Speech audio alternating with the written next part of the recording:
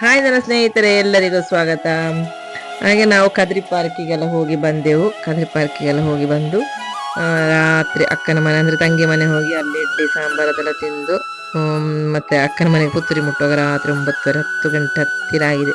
ಹಾಗೆ ಅವಳು ಬಂದು ನಾವೆಲ್ಲ ಒಂದು ಫ್ರೆಶ್ ಆದೆವು.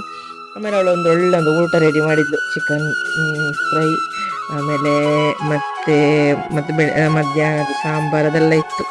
ಹಾಗಿದು ಈ ಕ್ಯಾನಲ್ಲಿ ಅವಳು ಎಳ್ಕೊಂಡು ಹೋಗುದಂತ ಗೊತ್ತುಂಟಾ? ನಾನು ಅವಳಿಗೆ ನಮ್ಮ ಮನೆಯಿಂದ ಬಾವಿದು ನೀರು ತಕೊಂಡು ಹೋದದು, ಕ್ಯಾನಲ್ಲಿ ತುಂಬಿಸಿ ಕಾರಲ್ಲಿ ಇಟ್ಟು ತಕೊಂಡು ಹೋದದು.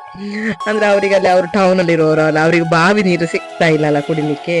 ಅದಕ್ಕೋಸ್ಕರ ಅವಳಿಗೆ ಪ್ರತಿ ಸಲ ಬರುವಾಗ ಹೇಳೋದು, ನೀನು ಬಾವಿ ನೀರು ಬಾವಿ ನೀರು ತಕೋ. ಹಾಗೆ ಅದೇ ಅವಳಿಗಾಗಿಯೇ ಇರುವ ಕ್ಯಾನ್ ಅದು. ಹಾಗೆ ಅವಳು ಕುಡಿಲಿಕ್ಕೆ ಮಾತ್ರ ಯೂಸ್ ಮಾಡೋದು. ಹಾಗೆ ಆ ದಿನ ರಾತ್ರಿ ಆಯ್ತು. ಇದು ಮಾರನೇ ದಿನ ಬೆಳಿಗ್ಗೆಯ ವಿಡಿಯೋ ಇದು. ಅಂದ್ರೆ ಬೆಳಿಗ್ಗೆ ನಾನು ಈಚೆ ಊರಿಗೆ ಹೊರಡ್ತಾ ಇದ್ದೇನೆ. ಊರಿಗೆ ಹೊರಡುವ ಮೊದಲು ಅವಳು ಪೂರಿ ಬಟಾಣಿ ಕೂರ್ಮ ಅದೆಲ್ಲ ಮಾಡಿದ್ಲು. ನಾವೆಲ್ಲ ಒಟ್ಟಿಗೆ ಕೂತು ಚಂದ ಚಹಾ ಎಲ್ಲ ಕುಡಿದು, ನಿಮ್ಗೆ ಇನ್ನು ಅವಳ ಒಂದು ಮನೆಯ ಒಂದು ನಿಮ್ಗೆ ಅವಳ ಗಾರ್ಡನ್ ನೋಡ್ಬೇಡ. ಅವಳು ತುಂಬಾ ಗಾರ್ಡನ್ ಅಂದ್ರೆ ಅವಳಿಗೆ ದೊಡ್ಡ ಒಂದು ಅವಳ ಒಂದು ಅಂದ್ರೆ ಹಾಬಿ ಅಂದ್ರೆ ಹೇಳುದು ಗಾರ್ಡನ್. ಅವಳಿನ್ನೆಲ್ಲಿ ಮನೆಯೊಳಗೆಲ್ಲ ಕಡೆ ಇರ್ತಾಳೆ, ಎಲ್ಲಿಯೂ ಜಾಗ ಇಲ್ಲ, ಕೂತ್ಕೊಳ್ಳಿಕ್ಕೆ ಜಾಗ ಇಲ್ಲ. ಸತ್ಯ ಹೇಳಿದ್ರೆ ಎಲ್ಲ ಕಡೆ ಗಿಡ ಬೇಗ.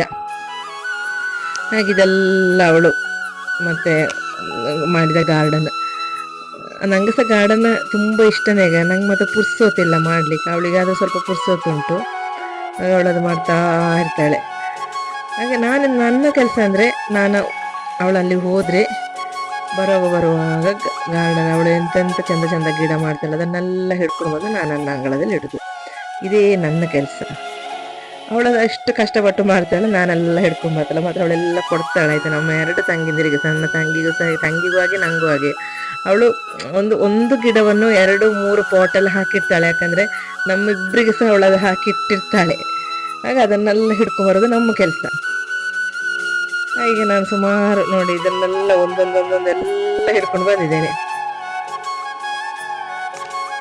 ಇದೆಲ್ಲ ಭಾರಿ ಚಂದದ ಗಿಡ. ನಾವಂದ್ರೆ ಕದ್ರಿ ಪಾರ್ಕಿಗೆ ಹೋದಾಗ ನಾವೇನು ಅಲ್ಲಿ ಹೆಚ್ಚು ಗಿಡಗಳೆಲ್ಲ ತಕ್ಕೊಳ್ಳಿಲ್ಲ. ಈ ಗಿಡ ನಾನು ತಕೊಂಡಿದ್ದೇನೆ ಆಯ್ತಾ, ಊರಿಗೆ ಅಂತ ತಕ್ಕೊಳ್ಳಿಲ್ಲ. ಯಾಕಂದ್ರೆ ಉಂಟಲ್ಲ, ಎಲ್ಲ ಟೈಪ್ ಗಿಡ ಸಹ ಇವಳ ಮನೆಯಲ್ಲಿ ಉಂಟು. ಹಾಗೆ ಮತ್ತೆ ಸುಮ್ಮನೆ ತಕ್ಕೊಳ್ಳೋದು. ಯಾಕಂದ್ರೆ ನಾವು ನೋಡಿದ ಮಾತ್ರ. ಮತ್ತೆ ಅಲ್ಲಿ ತುಂಬ ರೇಟ್ ಸಹ ಸ್ವಲ್ಪ ಜಾಸ್ತಿ ಈಗ. ಅದಕ್ಕೋಸ್ಕರ ನಾವು ಚಂದ ನೋಡಿ ಬಂದದ್ದು ಮಾತ್ರ. ಹಾಗಿದೀಗ ತಂಗಿಗೆ ಅವಳು ಆ ಒಂದು ಗಿಡ ಕೊಡ್ತಾ ಇದ್ದಾಳೆ, ಅದನ್ನೊಂದು ರಿಪೋರ್ಟ್ ಮಾಡಿ ಅದು ಕೊಡ್ತಾ ಇದ್ದಾಳೆ. ಮತ್ತೆ ಇಲ್ಲಿ ನೋಡಿ ಹಸಿಮೆಣಸಲ್ಲ, ಜೀರಿಗೆ ಮೆಣಸು ಉಂಟಲ್ಲ, ಸಣ್ಣದಲ್ಲ, ದೊಡ್ಡ ಟೈಪ್, ಅದು ಎಷ್ಟು ಉಂಟು ಅಂತ. ಅವಳು ಪಲ್ಯಕ್ಕೆ ಎಲ್ಲದಕ್ಕಂದ್ರೆ ಅವಳು ಆ ಪೇಟೆಯಿಂದ ಮೆಣಸೆಲ್ಲ ತರಲಿಕ್ಕಿಲ್ಲ, ಅವಳೇ ಮನೆಯಲ್ಲಿ ಮಾಡಿದೆ ಈಗ. ಹಾಗೆ ಮತ್ತೆ ನಾನು ನನ್ನ ಕಾರ್ನೊಳಗೆ ಲೋಡ್ ಮಾಡ್ತಾ ಇದ್ದೇನೆ ಈಗ. ಚಂದ ಚಂದ ಗಿಡ ನೋಡಿ ಅಂತ. ಇದೆಲ್ಲ ನಾನು ಎಲ್ಲ ಊರಿಗೆ.